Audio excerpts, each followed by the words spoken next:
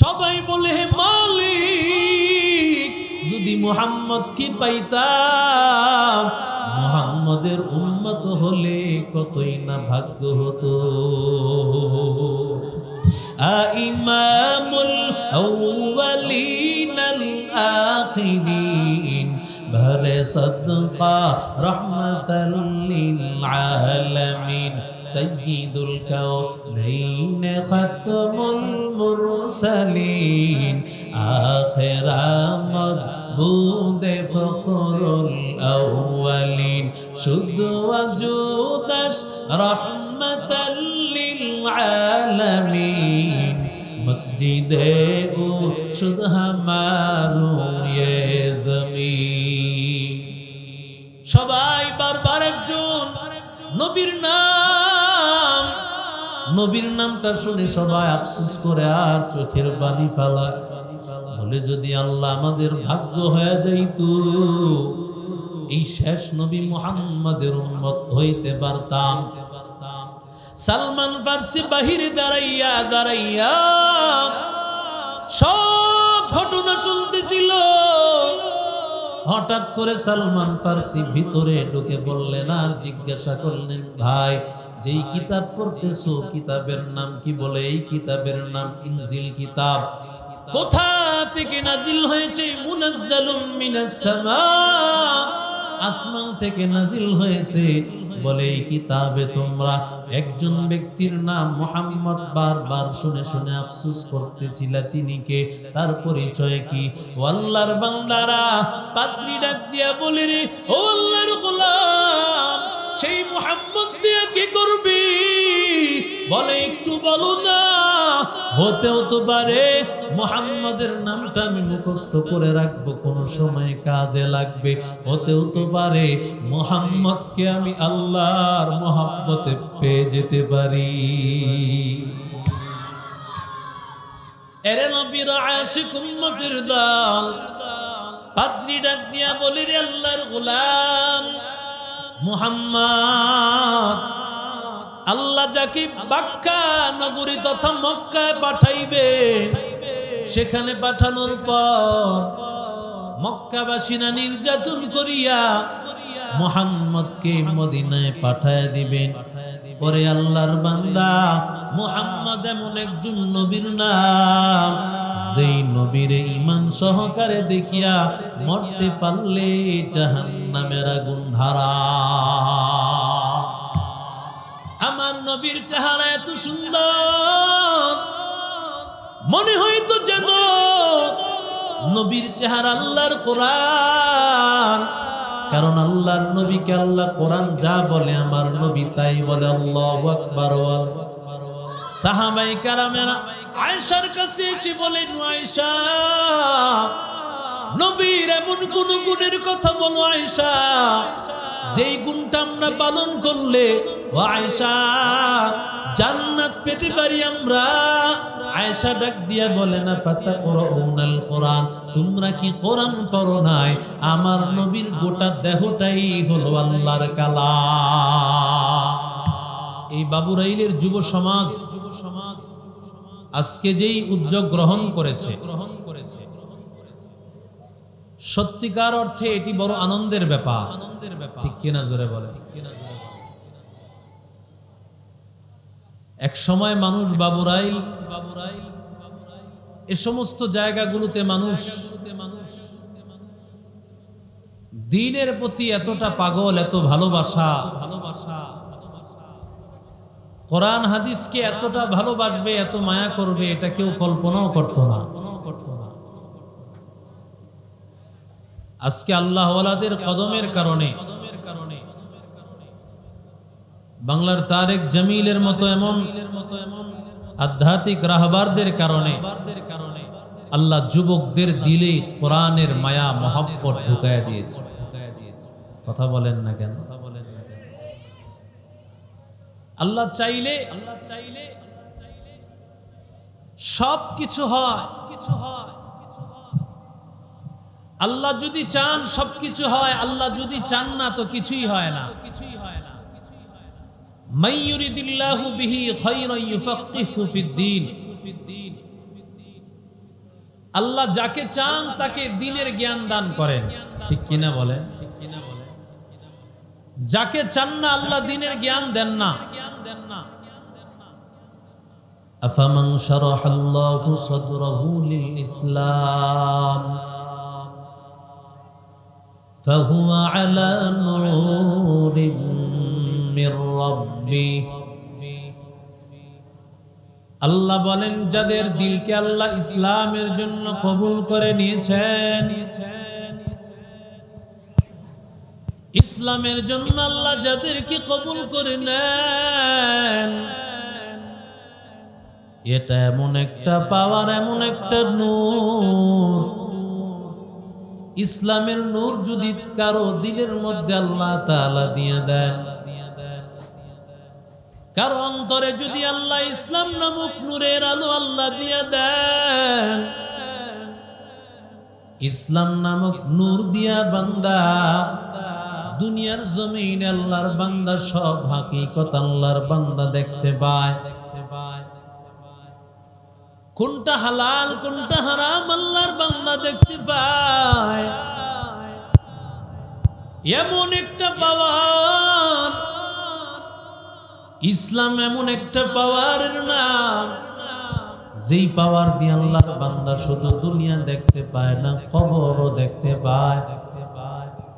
এমন একটা পাওয়ার, এমন একটা পাওয়ার, যেই পাওয়ার দিয়ে আল্লাহর বান্দা হাসরের জগৎ দেখতে পায়, পুলসিরাত দেখতে পায়, মিজানের পাল্লা দেখতে পায়। এরে আল্লাহর বান্দা, হেদায়েতের মালিক আমার আল্লাহ। মান ইয়াহদিল্লাহু ফালা মুদিল্লা লাহু ওয়া মান ইউদ্লিল ফালা হাদিয়া লাহু। আল্লাহ যদি কারো হেদায়েত দেয়, তাকে গোমরাহ করার কেউ নাই। যদি আল্লাহ কাউকে গোমরাহ করে দেয়, যদি আল্লাহ কাউকে পথভ্রষ্ট করে দেয়, ওই বান্দাকে হেদায়েতকারী আর কেউ না।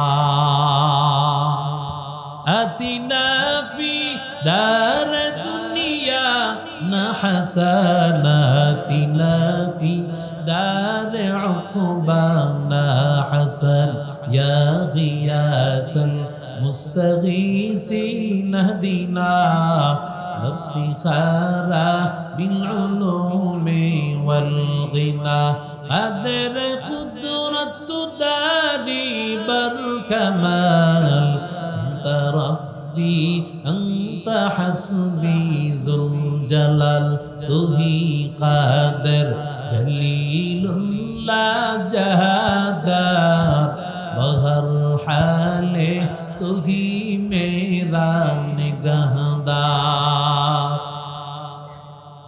এরে নবীর আশিক উম্মতের দল, এরে আল্লাহর বান্দা ও যুবক, কারো দিলের মধ্যে যদি আল্লাহর মুহাব্বত হয়, রাসূলের মুহাব্বত কারো দিলে যদি হয়, আল্লাহ তাকে ওই রাসূলের সাথে সাক্ষাৎ করায় দিবে। যদি বান্দা দুনিয়াতে রাসূলের যুগে হয়, সাক্ষাৎ ঘটায় দিয়েছেন। আর যদি রাসূলের যুগে না হয়, আল্লাহর বান্দা দুনিয়ার জমিনে স্বপ্ন যুগে হলেও রাসূলকে দেখায় দিবে।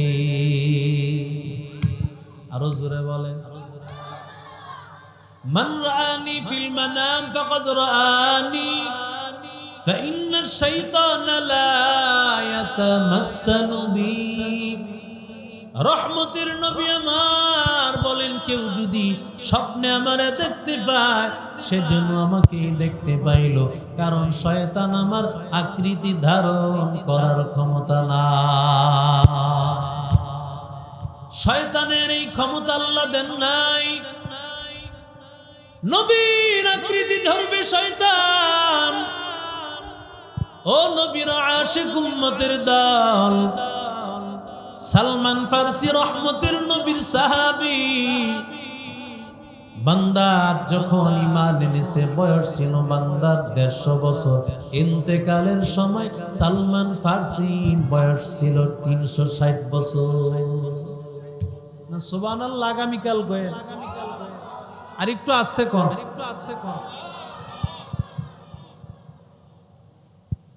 রাসূলের এর চাইতে কোনো মুরব্বী সাহাবী আর একজনও নাই। সবচাইতে মুরব্বী সাহাবী হযরত সালমান। 360 বছর ইন্তেকালের সময় হায়াত। শুধু রাসূলের সাহাবী না, রাসূলের উম্মতের মধ্যে এত হায়াত কেউ পায় নাই, পাইবেও। আরো জোরে বলে। সবচাইতে মুরব্বী সাহাবী যুবক ভাইরা, ঈমান কি জিনিস, ইসলাম কি জিনিস। আজকে সিরাতুন নবী, রাসূলের মিলাদুন নবী আর সিরাতের মাস, যেই মাসে হাজার হাজার প্রতিদিন মাহফিল হবে রাসূলের মহব্বতে, ঠিক কিনা জোরে বলে। সালমান ফার্সি রাজার পুত্র, চেহারা দেখতে বড় সুন্দর, রাজপুত্র সালমান ফার্সি। সালমান ফার্সি তার বাবা একজন মূর্তি পূজক ছিল, খ্রিস্টান। ওই সময় ঈসা নবীর আদর্শ ছিল, কিন্তু কেউ কেউ ঈসা নবীর আদর্শ পালন না করে মূর্তি পূজা করত। এই মূর্তি পূজকদের সর্দার লিডার ছিলেন সালমান ফার্সির বাবা। ভবিষ্যতে সালমান ফার্সি বাবার ইন্তেকালের পরে সে অটোমেটিক গদিনিশীন হয়ে যাবে। সালমান ফার্সি বাহিরে যায় না। সুন্দর চেহারার সালমান ফার্সি, ধনী সন্তান। হঠাৎ করে একদিন সালমান ফার্সি বাহিরে বের হয়েছে। বড় লোকের সন্তান বাহিরে বের হয় না, হঠাৎ করে যখন বাহিরে বের হয়েছে, তেমন বয়স নাই সালমান ফার্সি। বাহিরে বের হওয়ার পরে তাকায় দেখে একটা তাঁবুর মতো দেখা যায়। সেখানে কিছু আল্লাহর বান্দা 8-10 জনের মতো হবে। ওরা কি যেন একত্রিত হয়ে একজনে পড়তেছেন, সবাই শুনতেছে। ওরে আল্লাহর বান্দা, কিতাব পড়ার সময় হঠাৎ করে একটা নাম মুহাম্মদ, একটু পরে পরে মুহাম্মদের নাম, মুহাম্মদের নাম যখন আসে সবাই বলে হে মালিক, যদি মুহাম্মদ কি পাইতাম, মুহাম্মদের উম্মত হলে কতই না ভাগ্য হতো। ইমামুল আউয়ালিন আল আখিরিন ভরে সদকা রহমাতাল লিল আলামিন সাইয়্যিদুল কাউনাইন খাতমুল মুরসালিন আখিরামদ বুদে ফখরুল আউয়ালিন শুদ্ধ ওয়াজুদাস রহমাতাল লিল আলামিন মসজিদে ও শুদ্ধ হামারু ইয়ে জমিন। সবাই বারবার একজন নবীর নাম, নবীর নামটা শুনে সবাই আফসোস করে আর চোখের পানি ফেলায়, বলে যদি আল্লাহ আমাদের ভাগ্য হয়ে যাইতো এই শেষ নবী মুহাম্মাদের উম্মত হইতে পারতাম। সালমান ফার্সি বাহিরে দাঁড়াইয়া দাঁড়াইয়া সব ঘটনা শুনতেছিল। হঠাৎ করে সালমান ফার্সি ভিতরে ঢুকে বললেন আর জিজ্ঞাসা করলেন, ভাই যেই কিতাব পড়তেছো কিতাবের নাম কি? বলে এই কিতাবের নাম ইনজিল কিতাব। কোথা থেকে নাজিল হয়েছে? মুনাজ্জালুম মিনাস সামা, আসমান থেকে নাজিল হয়েছে। বলে এই কিতাবে তোমরা একজন ব্যক্তির নাম মুহাম্মদ বারবার শুনে শুনে আফসোস করতেছিলা, তিনি কে? তার পরিচয় কি? ও আল্লাহর বান্দারা, পাদ্রী ডাক দিয়া বলে রে, ও আল্লাহর গোলাম, সেই মুহাম্মদ দিয়ে কি করবি? বলে একটু বলো না। হতেও তো পারে মুহাম্মদের নামটা আমি মুখস্থ করে রাখবো, কোনো সময় কাজে লাগবে। হতেও তো পারে মুহাম্মদকে আমি আল্লাহর মহব্বতে পেয়ে যেতে পারি। এরে নবীর আশিক উম্মতের দল, পাদ্রী ডাক দিয়া বলি রে আল্লাহর গোলাম মুহাম্মদ, আল্লাহ যাকে বাক্কা নগরী তথা মক্কায় পাঠাইবেন, সেখানে পাঠানোর পর মক্কাবাসীরা নির্যাতন করিয়া মুহাম্মদকে মদিনায় পাঠায় দিবেন। পরে আল্লাহর বান্দা মুহাম্মদ এমন একজন নবীর নাম, যেই নবীর ঈমান সহকারে দেখিয়া মরতে পারলে জাহান্নামের আগুন হারাম।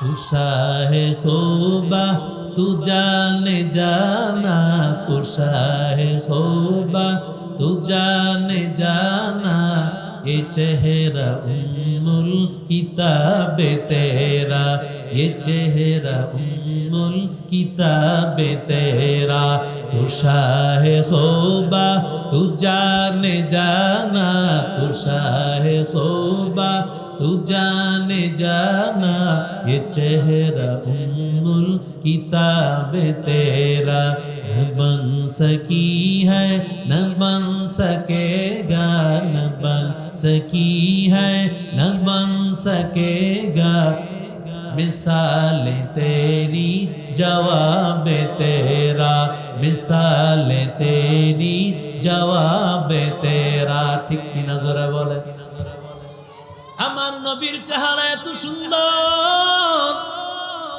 মনে হইতো যেন নবীর চেহারা আল্লাহর কোরআন। কারণ আল্লাহর নবীকে আল্লাহ কোরআন যা বলে আমার নবী তাই বলে। আল্লাহু আকবার। সাহাবায়ে কেরামেরা আয়েশার কাছে এসে বলেন, আয়েশা নবীর এমন কোন গুণের কথা বলো আয়েশা, যেই গুণটা আমরা পালন করলে ও আয়েশা জান্নাত পেতে পারি আমরা। আয়েশা ডাক দিয়া বলে না, ফাতাকুরাউনাল কোরআন, তোমরা কি কোরআন পড়ো নাই? আমার নবীর গোটা দেহটাই হলো আল্লাহর কালাম। আমার নবীর চেহারার মতো কারো চেহারা আসেনি। আরো জোরে বলেন, নবীর চেহারার মতো কোনো চেহারা নাই, নবীর মতো এমন কেউ নাই। কাফির মুশরিক বেঈমানের দল ওরা নবীর চেহারার দিকে তাকাইছে, আর তারা চেহারার দিকে তাকায় চিন্তা করেছে এত সুন্দর চেহারার মানুষ কোনদিন মিথ্যাবাদী হতে পারে না। আরো জোরে বলেন, এত সুন্দর চেহারার মানুষ কোনদিন মিথ্যাবাদী হতে পারে না। আল্লাহর বান্দা পাদ্রী ডাক দিয়া বলে, যদি ঈমান আনতে পারো তাহলে তোমার জীবন কামিয়াব। আল্লাহর বান্দা এবার বয়ান শুনতে বসে গেল। বয়ান শোনার পর যেই বান্দা এতদিন ছিল মূর্তি পূজক, ওই বান্দা ডাক দিয়া বলে, আর দেরি করতে চাই না, বলে আমি কালেমা পড়লে কি লাভ হবে বলেন? পাদ্রী ডাক দিয়া বলে, ও আল্লাহর বান্দা, যদি আল্লাহর কালিমা পড়তে পারো আল্লাহ দুনিয়ার আগুন তোমার জন্য হারাম করে দিবে, জাহান্নামের আগুনও হারাম করে দিবে। সালমান বলে, তাড়াতাড়ি মুসলমান বানায় নাও। ও আল্লাহর বান্দা পাদ্রী বলে, ভালো করে বুঝো, কারণ মুসলমান এত সহজ না। মুসলমান হলে কিন্তু নির্যাতিত হওয়া লাগবে। ভালো করে সাবধান, ভালো করে শুনো, মুসলমান হওয়া এত সাধারণ কথা না। আল্লাহর বান্দা, আজকে তো আমরা নামের মুসলমান, কামের মুসলমান হতে পারি নাই। মুসলমান তো এমন মুসলমান, আল মুসলিমু মান সালিমাল মুসলিমুনা মিন লিসানিহি ওয়া ইয়াদি। মুসলমান তো তাকেই বলা হয় যেই মুসলমানের হাত অন্য মুসলমানের উপর নির্যাতন করে না। মিন লিসানিহি ওয়া ইয়াদি, জবান দিয়া কষ্ট দিবে না, হাত দিয়া কষ্ট দিবে না। অথচ তাকাইয়া দেখো বাংলাদেশের এমন গণতান্ত্রিক দেশে আজকে যেই জাতিরা আমাদের টাকা পয়সা দিয়া নিরাপত্তার দায়িত্বে থাকবে, ওই মানুষগুলো আমাদের নির্যাতিত জুলাই অভ্যুত্থানে যেই যোদ্ধারা ছিল, এই বিপিনুরের মতো মানুষের উপর অত্যাচার, ঠিক কিনা? সালমান ফার্সি ডাক দিয়া বলেন, আমি মুসলমান হওয়ার জন্য রাজি। কেন? কারণ আমি তো এতদিন তালাশ করতেছিলাম আল্লাহ তাআলা। সুবহানাল্লাহ। আমি এতদিন আল্লাহকেই তো তালাশ করতেছিলাম, যেই রবের সন্ধান দিয়েছো সেই রবকে তো আমি তালাশ করতেছিলাম। যদিও আমি মূর্তির সামনে মাথা নত করেছি, কিন্তু আমার অন্তরকে নত করি নাই। সুবহানাল্লাহ। অনেক মানুষ দেখবেন হিন্দু, মূর্তি পূজা করে ঠিক, কিন্তু তাদের মনটা ইসলামের দিকে ধাবিত। সুযোগ পাইলেই মুসলমান হয়ে যায়, ঠিক কিনা জোরে বল। সুযোগ পাইলেই মুসলমান হয়ে যায়। কেন? কারণ মুসলমানদের যার অন্তরটা ইসলামের দিকে ধাবিত হবে, হেদায়েত দিবেন তাকে। জোরে বলেন কে? আরো জোরে বলেন কে? মাইয়াহদিল্লাহু ফালা মুদিল্লা লাহু ওয়া মান ইউদ্লিল ফালা হাদিয়া লাহু। হেদায়েতের মালিক আমার আল্লাহ। আল্লাহ যারে হেদায়েত দেয়, দুনিয়ার কেউ তাকে ঠেকায় রাখতে পারে না। যাকে আল্লাহ গুমরাহ করে নেয়, ওই বান্দাকে হেদায়েত কেউ দিতে পারে না। সারা পৃথিবীর মানুষ তাকে হেদায়েত দিতে পারবে না, যে গুমরাহ হয়ে গেছে। আর আল্লাহ যাকে চাইবেন সেকেন্ডে হেদায়েত দিয়ে দিবেন। জোরে বলেন কে? সালমান ফার্সি সাথে সাথে কালেমা পড়ে মুসলমান হয়ে গেছে। আরো জোরে বলেন। সালমান ফার্সি মুসলমান হয়ে বলেন, আমার কি আমল, আমি কি করব? পাদ্রী বলে, এই আমল তুমি করবে, তবে সাবধান, গোপন রাখবে, কারো কাছে তুমি বলবে না। সুবহানাল্লাহ। সালমান ফার্সি আসছে, অনেক দেরি করে আসছে। বাবা জিজ্ঞাসা করেছে, কি করেছো এতক্ষণ? বলে, বাহিরে একটু ঘোরাফেরা করতে করতে দেরি হয়ে গেছে। সালমান ফার্সি এতদিন পর্যন্ত মূর্তি পূজা করেছে, কিন্তু ওই পাদ্রীর দরবার থেকে আসার পর থেকে সালমান ফার্সি আর মূর্তি পূজা করে না। সুবহানাল্লাহ বলে। এতদিন পর্যন্ত গান বাদ্য করেছে, নেশার মধ্যে ছিল, বিভিন্ন সব ধরনের সন্ত্রাসী লুটতরাজের মধ্যে ছিল, সব ধরনের অন্যায় পাপাচারে ছিল। যখন আল্লাহ ওয়ালাদের বয়ান, মুফতি নজরুল ইসলাম কাসিমি সাহেব হুজুরের মতো বয়ান যখন শুনেছে, আল্লাহর বান্দা বয়ানের পর পরিবর্তন হয়ে গেছে। আরো জোরে বলেন ঠিক কি? কত মানুষ দাওয়াত ও তাবলীগের নিসবতে দিনদার হয়ে গেছে, কত মানুষ আল্লাহর কুতুব চরমনের মরহুম পীর সাহেব হুজুরের সেই উজানির দরবারে, নানুপুরের দরবারে গিয়া মানুষ হয়ে গেছে, ঠিক কিনা জোরে বলেন। আল্লাহর বান্দা বাসায় আয়েশা, আল্লাহর বান্দা রুকু করে, সেজদা করে, দাঁড়ায়া দাঁড়ায়া। সালমান ফার্সির বাবা ডাক দিয়া বলে, বাবা, তুমি আগে গির্জার মধ্যে যাইতা, এখন গির্জায় যাও না, ঘটনা কি? আবার তুমি মাথা ঝুঁকায় ঝুঁকায় কি করো, ঘটনা কি? সালমান ফার্সি কিছুই বলে না। সালমান ফার্সি বলেন, আমি এমন এক রবের সেজদা করি যিনি গোটা পৃথিবী, আসমান, জমিন সব কিছু বানিয়েছে। আরো জোরে বলেন।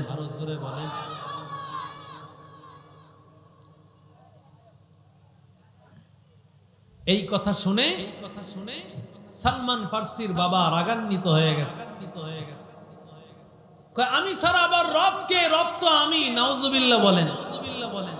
যেমন ফেরাউন বলেছিল, আনা রব্বুকুমুল আলা, আমি শুধু খোদা না, খোদারও বাবা। নাউজুবিল্লাহ কম।